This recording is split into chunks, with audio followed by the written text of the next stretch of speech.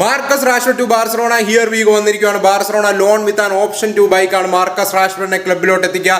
So ഈ ഡീലിന് വേണ്ടി Rashford തന്നെ മുൻകൈ എടുത്ത് നീങ്ങിയെന്നാണ് വാർത്തകൾ വരുന്നത്. കാര്യങ്ങൾ അഗ്രി ചെയ്യുക ഒരു ബുദ്ധിമുട്ടായ കാര്യമല്ലായിരുന്നു. മാഞ്ചസ്റ്റർ യുണൈറ്റഡുമായിട്ട് സ്മൂത്ത് ആയിട്ട് ഡീലിംഗ്സ് നീങ്ങിയെന്നാണ് വാർത്തകൾ വരുന്നത്.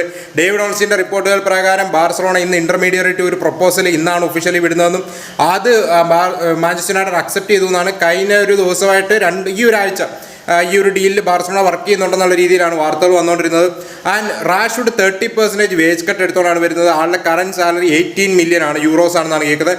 സോ ഓൾമോസ്റ്റ് ഒരു 13.6 മില്യൺ യൂറോസോളം, അതായത് 5.4 മില്യൺ യൂറോസിന്റെ ഒരു വേജ് കട്ട് എടുത്തോണ്ടാണ് ആൾ ബാർസലോണയിലോട്ട് എത്തുന്നത്. കൂടാതെ ബാർസലോണയുടെ ബൈ ഓപ്ഷൻ 35 മില്യൺ യൂറോസ് ആണെന്നാണ് റിപ്പോർട്ടുകൾ വരുന്നത്. ലോൺ ഫീസ് വളരെ തുച്ഛമായിട്ടുള്ള ഒരു ഫീസാണ്. എക്സാക്ട് എമൗണ്ട് പുറത്തു വിട്ടിട്ടില്ല, പക്ഷേ അത് വളരെ തുച്ഛമായിട്ടുള്ള ചെറിയൊരു ലോൺ ഫീസ് ആയിരിക്കും ബാർസ ചെയ്യുക. സോ എന്താണ് ഈ ഡീലിനെ കുറിച്ചുള്ള നിങ്ങളുടെ ഒപ്പീനിയൻ എന്ന് പറയുക?